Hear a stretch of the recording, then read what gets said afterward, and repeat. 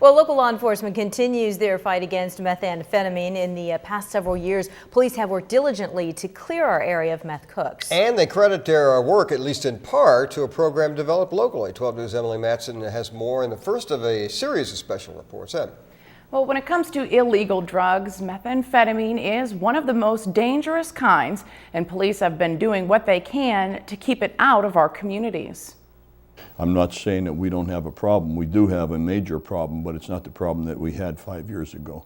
Since 2005, the Attorney General's Meth Task Force has investigated dozens of methamphetamine cases, making hundreds of arrests and shutting down dangerous meth labs all throughout our region. But the local meth problem hasn't disappeared, it's just changed a bit. Investigators say meth cooks are now calling small towns just over the state border in Ohio their home, and that's because of both the increased pressure here and massive law enforcement layoffs in Ohio. There's a lot less heat on them over there. Law enforcement isn't really putting a lot of pressure on them. We do here. They know that, so they don't manufacture it here. They manufacture it in Ohio. So here, in your towns like Girard, police are now seeing an increase in pill shoppers, or who they call smurfers. Pseudoephedrine is the main ingredient used to make meth. It's only sold over the counter, and there are limitations on the amount one can buy. So groups of pill shoppers will load up. We've had several times where 3 or 4 people have gone together to a pharmacy, and they play like a leapfrog pharmacy to pharmacy. We're finding that these guys are out committing burglaries, they're out committing thefts, they're stealing identification and using the identification to purchase Sudafed or pseudoephedrine from the pharmacies.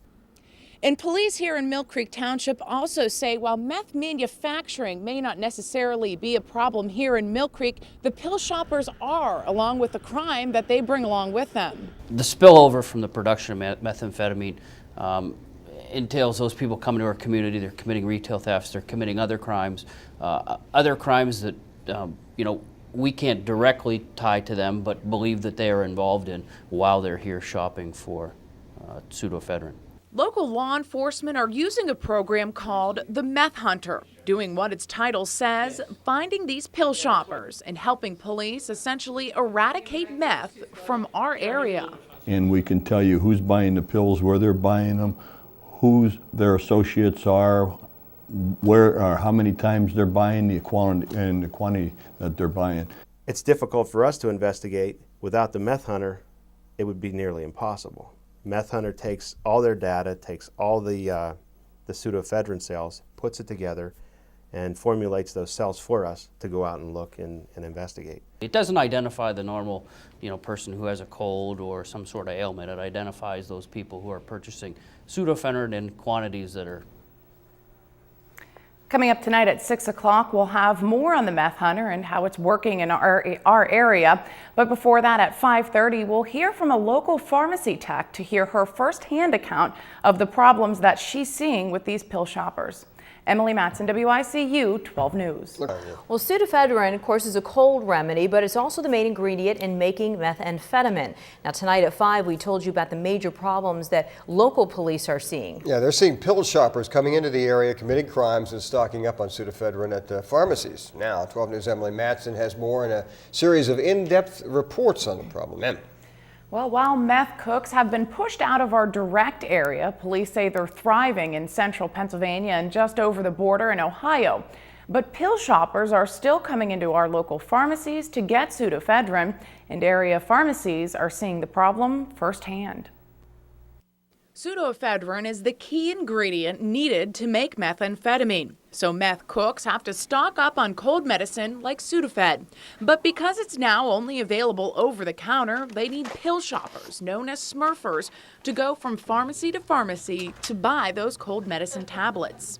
It's very frustrating. It really is, because of the fact that I'm afraid that it's going to trickle down to my own children and my community, and I don't want it in my community. Mary is a pharmacy tech here in Erie County. Her employer asked that she remain anonymous. She says pill shoppers are very easy to spot. But they do shop on a regular basis. I think they actually have a plan to avoid the limits, the milligram limits for each particular store or chain of store. I think they've got it figured out.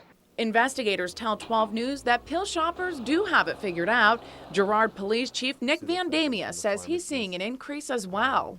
We're having problems now with the lack of law enforcement in Ohio, that they're jumping the border, going back and forth. They'll come over here real quick, buy Sudafed, run back over there and cook it. Pharmacists over in Ohio tell 12 News that pill shoppers know when the pharmacies are stocked with Sudafed, and they know when the delivery truck arrives with more.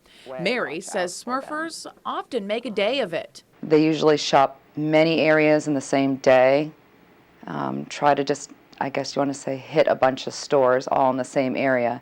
And they'll bring multiple people in the car. They'll each take turns coming in to purchase Sudafed.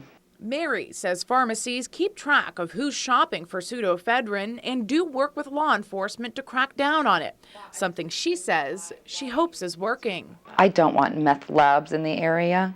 I don't want young children in any community to be affected and be taking it, using it. The first time you use it, you're addicted, and you can never, ever get that same high that you had. Now, a box of about $7 Sudafed can go for about $25 on the street, but police say pill shoppers will often trade Sudafed for meth or other drugs like heroin or pot. Now, the Meth Hunter is a program that uses information gathered by pharmacies and then pinpoints those pill shoppers, in turn aiding police in these meth investigations, saving thousands of money and man hours. We'll have more on just how that program works coming up tonight at 6 o'clock.